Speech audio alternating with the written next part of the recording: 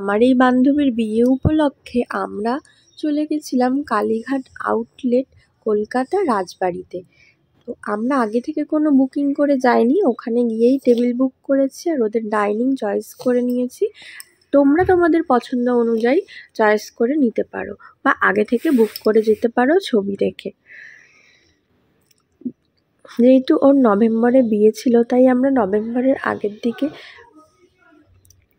প্ল্যানটা করেছিলাম। আর দেখো এখানে ওকে বরণ করা হবে, খুব সুন্দরভাবে ওকে বরণ করেছিল। তো প্রত্যেকে আমাদের তো ভীষণ ভালো লেগেছে। কেউ যদি আইবুড়ো ভাত খাওয়াতে চাও তো এই জায়গাটা চয়েস করতেই পারো তোমরা। আর এমনকি ওখানে টোপর, বরণডালা, মুকুট সব কিছু টেবিলের উপর সাজিয়ে দিয়ে যাবে। এবং আমরা থালি অর্ডার করেছিলাম। সেই থালিতে যে আমাদের শুরুতে স্টার্টার থাকবে সেটা আমরা জানতাম না। আইবুড়ো ভাত থালি, তারপরে আরও বিভিন্ন রকমের 3 জনে 3 রকমের থালি নিয়েছিলাম, কোনোটা ভেটকি, কোনোটা মাটন থালি। তো এক একটা থালির সাথে এক এক রকমের। তোমরা ওখানে গিয়ে মেনু কার্ড দেখে চয়েস করে নিও। আর আমরা যে এখানে মেনু কার্ডগুলো দিচ্ছি সেগুলো তোমরা পজ করে প্রাইসগুলোও দেখে নিতে পারো। আইবুড়ো ভাতের জন্য স্পেশাল থালি আছে।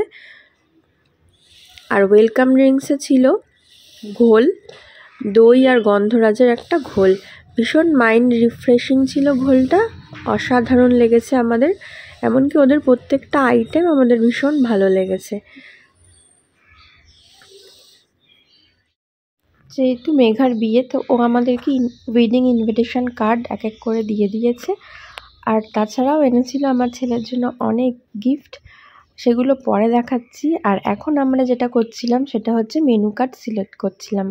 ওর জন্য তো আইবুড়ো ভাত থালির মেনু ধরাই রয়েছে, এছাড়া আমরা কি কি নেব সেটাই সিলেক্ট করছিলাম। আর ও ঘোলটা খাওয়ার পর আমি ওকে জিজ্ঞেস করছিলাম যে তোর কেমন লাগলো। তো ও কিন্তু মাথা নেড়ে এক কথায় ভালো বলে দিল, ওর ভালোও লেগেছে, আমারও ভালো লেগেছে, প্রত্যেকেরই ভালো লেগেছে।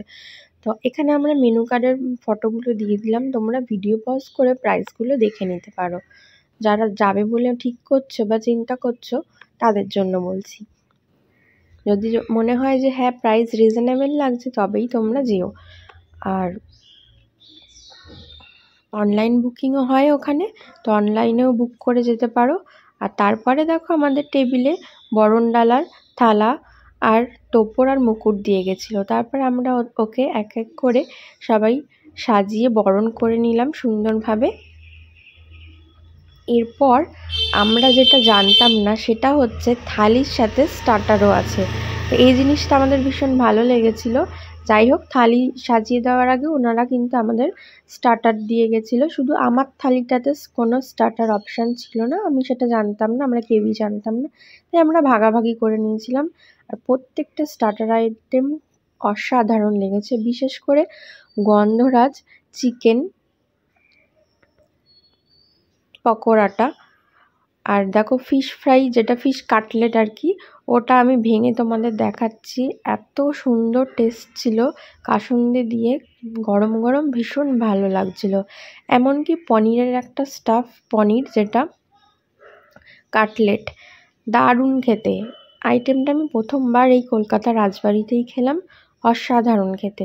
স্টার্টার আইটেমে 10 আউট অফ 9 দিতে চাই, কেন কি ভীষণ ভালো লেগেছিলো প্রত্যেকটা আইটেম। বিশেষ করে পনির কাটলেটস স্টাফিংটা ছিল ভরপুর, তোমরা গিয়ে ট্রাই করে দেখতে পারো। তো আর একটা ছিল যেটা গন্ধরাজ চিকেন, তো ওটাও ভালো খেতে, আমি তোমাদের এখানে দেখাচ্ছি।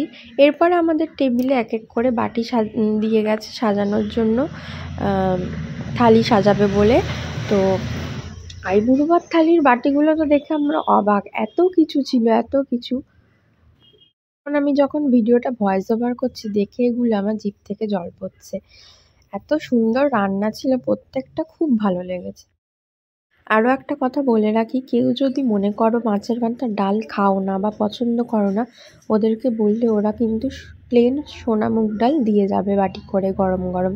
ঝুরি আলু ভাজা, পোলাও, প্লেন রাইস, পাঁপড়, গন্ধরাজ লেবু, লঙ্কা, নুন, এগুলো তো প্লেটে ছিলই, তার সাথে 5 রকমের ভাজা। আইবুড়ো ভাত থালির কথা বলছি, আরও কি শাক, আরও চিংড়ি, আলু, পটল, বিভিন্ন রকমের 2 রকমের মাংস, ফিশ, কাতলা একটা, মানে অনেক কিছু। আর তার সাথে যে এটা দেখছো টেবিলে লাইম সোডাটা, ওটা আমরা আলাদাভাবে অর্ডার করেছিলাম। তোমাদের যদি মনে হয় তোমরা অর্ডার করতে পারো। আর কেউ যদি ওখানে খেতে না পারো খাবার, তো এক্সট্রা যে খাবারটা সেটা কিন্তু পার্সেল করে বাড়িতে নিয়ে যেতে পারো। আর কোনো কিছু যদি মনে হয় ঠান্ডা হয়ে গেছে বা ভালো লাগছে না, ওদেরকে বললে ওরা কিন্তু গরম করে দিয়ে যাবে। এই একটা ভালো দিক আছে। তারপরেও এখানেই কিন্তু শেষ নয়, তারপরেও রয়েছে ডিজার্ট আইটেম। সেখানে ছিল চাটনি, পাঁপড়, 2 রকমের মিষ্টি। বিশেষ করে ওদের বেকড সন্দেশ যেটা দিয়ে গেছিলো, অসাধারণ লেগেছে খেতে। যারা মিষ্টি খুব ভালোবাসো তাদেরই ভালো লাগবে, আর যারা মিষ্টি বেশি পছন্দ করো না তাদের হয়তো ভালো লাগবে না। এছাড়াও আরও একটা রসগোল্লা ছিল, আই থিঙ্ক ওটা কমলাভোগ। মিষ্টি নিয়ে আমি আমার বান্ধবীর সাথে একটু ইয়ার্কি হাসি ঠাট্টা করছিলাম যে তোর মিষ্টির বাড়িটা আমি নিয়ে নিই, আরও দিতে চাইছিল না, এতটাই টেস্টি লেগেছিল। তো দেখো না, হাত চেটে খাবে।